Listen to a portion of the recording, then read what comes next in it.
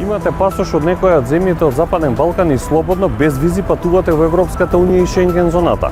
Од мај следната година ова ќе се смени. Ќе ви биде потребна посебна дозвола за било која држава која спаѓа во Шенген.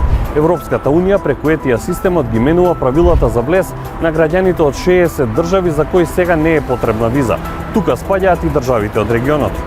Секој македонски граѓанин за краток престој во некоја од 30 држави кои се дел од Шенген прво ќе треба да пополни интернет апликација со личните податоци, дестинацијата на патување и целта на патувањето. Откако ќе го направи тоа, неговите податоци ќе се обработат и ќе добие одговор дали ќе му биде дозволен влез или ќе треба да достави дополнителни документи, а може да биде повикан и на интервју. При тоа со апликацијата ќе треба да плати 7 евра. Не треба да платат само лицата помлади од 18 и постари од 70 години. На сајтот на Европската Унија прецизно се наведени 30 држави за каде е неопходна дозвола и близу 60 држави чии граѓани ќе мора да добијат дозвола. Да појасниме, не се работи за дозвола за влез во сите членки на Европската Унија со секаков транспорт.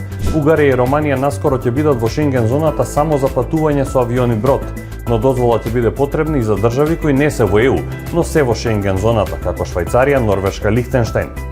Ако имате дозвола за една држава од Шенген, таа ќе ви важи и за останатите. Се работи за престој од максимум 90 дена во период од 180 денови, а не и за студентска виза или работна дозвола кои се посебно регулирани.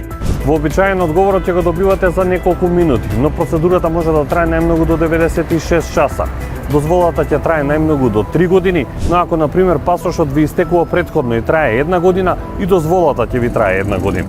За да се аплицира, рокот за истек на важноста на пасошот треба да е подолг од 3 месеци. Ставот на ЕУ е дека не се работи за визи, туку за систем кој треба да ја подобри безбедноста во земјите од Шенген зоната.